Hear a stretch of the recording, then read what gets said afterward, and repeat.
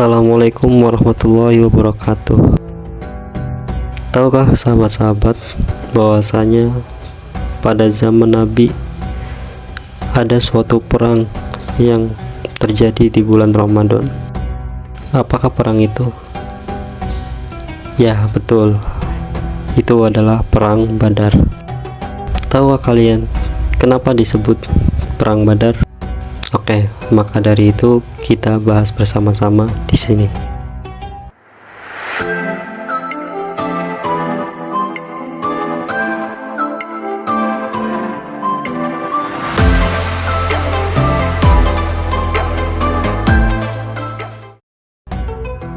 Badar adalah suatu nama tempat yang terletak antara Mekah dengan Madinah, di mana di sana terdapat mata air.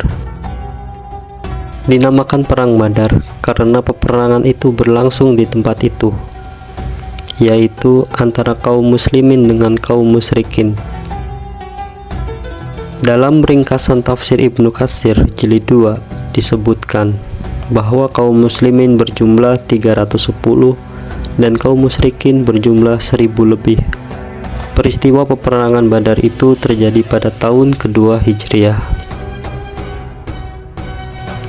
Dalam Fikih Sirah karya Muhammad Al-Ghazali diceritakan bahwa tersiar berita di kota Madinah tentang adanya sebuah kafilah besar kaum musyrikin Quraisy berangkat meninggalkan Syam pulang ke Mekah. Kafilah itu membawa barang perniagaan yang sangat besar nilainya.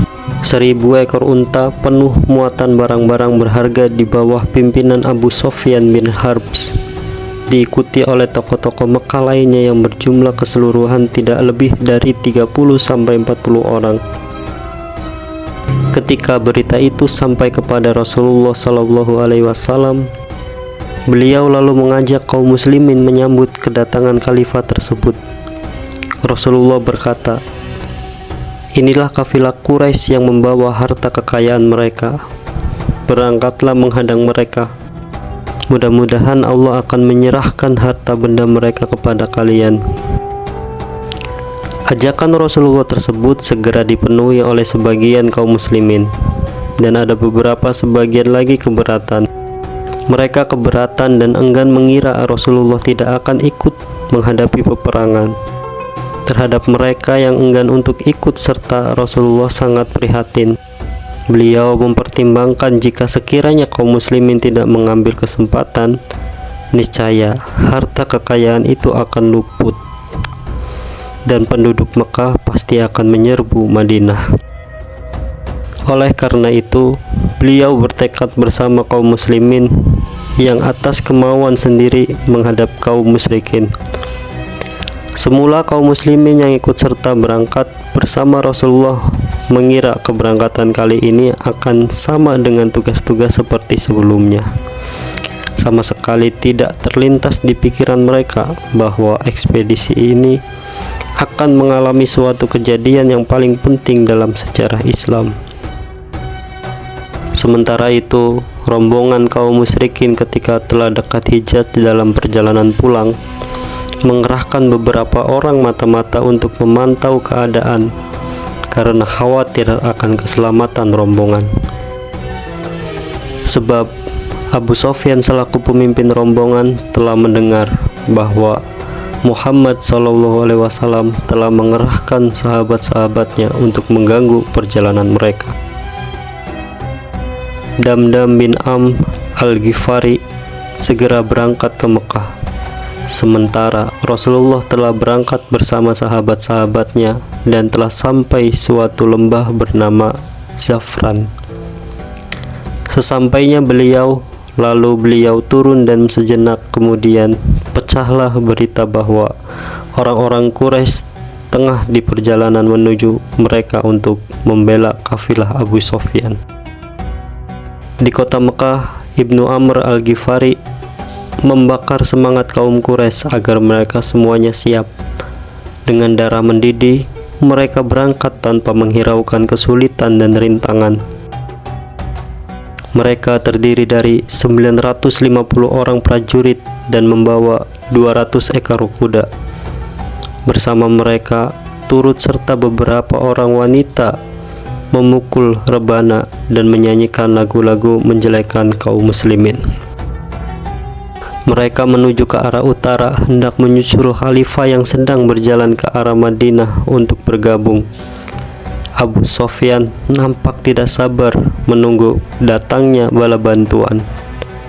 Ia mencurahkan kewaspadaan dan kecerdikannya menghindari serangan kaum muslimin, sehingga ia terus berjalan dan tiba-tiba di pinggir lembah Badar bersebelahan dengan pasukan kaum muslimin. Pasukan kedua belah pihak semakin saling berdekat. Rasulullah SAW sendiri tidak membayangkan apa yang akan terjadi akibat konfrontasi yang mereka itu, sehingga ia terus berjalan dan tiba di pinggir lembah Badar bersebelahan dengan pasukan kaum muslimin. Pasukan kedua belah pihak semakin saling mendekat. Rasulullah sendiri tidak bisa membayangkan apa yang akan terjadi akibat konfrontasi yang mengerikan itu. Al-Kisah, setelah semuanya siap, kaum muslimin bergerak menuju medan laga. Al-Kisah, setelah semuanya siap, kaum muslimin bergerak menuju medan laga, bertempur melawan musuh yaitu kaum musyrikin. Mereka mengambil posisi yang dekat dengan sumber mata air. Tempat ini dipilih oleh Rasulullah berdasarkan pendapatnya sendiri dan sebagai strategi tipu muslihat belaka. Namun Al-Habab bin Munzir mengajukan saran dan pendapat kepada Rasulullah agar tidak memilih tempat itu, karena dengan alasan yang cukup masuk akal ditinjau dari strategi perang. Usul Al-Habab diterima. Rasulullah berkata, "Pendapatmu sungguh baik." Kemudian Rasulullah memerintahkan agar pasukan dipindah ke tempat sumber mata air yang dekat dengan musuh sesuai saran Al-Habab. Sekarang kaum muslimin telah menguasai sumber-sumber mata air. Kaum musyrikin mulai serangannya. Pecahlah perang antara kedua pasukan. Para sahabat, diantaranya Hamzah bin Abdul Muttalib, Abu Ubaidah bin Haris, dan Ali bin Abi Thalib, dapat dilumpuhkan lawan-lawan mereka dalam perang tanding 1 lawan 1. Namun sahabat Abu Ubaidah ternyata gugur dalam perang Sahid tersebut.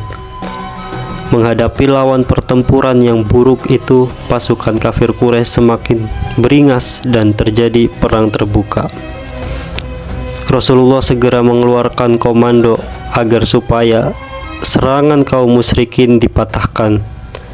Beliau berseru, "Musuh sedang mengepung kalian. Cerai-berai mereka dengan serangan panah dan jangan terus menyerang sebelum diizinkan." Pertempuran berlangsung semakin luas dan mendekati titik puncaknya. Saat itu, pasukan muslimin telah berhasil mengurus tenaga musuh.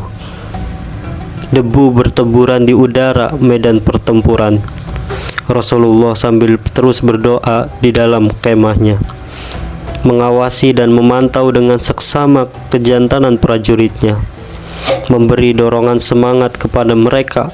Sesaat kemudian berkata kepada Abu Bakar, "Hai Abu Bakar, bergembiralah, pertolongan Allah telah datang kepadamu." Itulah Jibril memegang tali kekang dan menuntun kudanya. Setelah itu Rasulullah keluar dari rumah mendatangi pasukannya dan mendorong mereka supaya lebih gigih menghancurkan musuh. Beliau berseru, "Demi Allah yang nyawa Muhammad berada di tangannya, setiap orang sekarang ini berperang melawan musuh kemudian ia mati dalam keadaan tabah mengharap keridhaan Allah dan dalam keadaan terus maju pantang mundur, pasti akan dimasukkan Allah ke dalam surga." Seruan demikian sungguh besar pengaruhnya bagi kaum muslimin, sehingga mereka terus melaju menyerang musuh. Lebih-lebih ketika Rasulullah berseru langsung kepada pasukannya dengan ucapan, Siaplah memasuki surga seluas langit dan bumi. Seorang prajurit yang gagah berani, Umar bin Al-Hammam, menyahuti dengan antusias seruan Rasul. Sayang dia gugur ketika menyerang. Ketika melihat gembongan-gembongan pasukan musyrikin banyak menggelimpang, Rasulullah dengan suara keras berseru, "Hancurkan wajah mereka." Begitulah cerita singkat dari perang Badar antara kaum muslimin dan kaum musyrikin. Dengan pasukan kaum muslimin yang sedikit, tapi dengan jiwa dan semangatnya, maka kaum muslimin menang melawan kaum musyrikin dengan bantuan Allah Subhanahu wa Ta'ala. Terima kasih, semoga bermanfaat. Wassalamualaikum warahmatullahi wabarakatuh.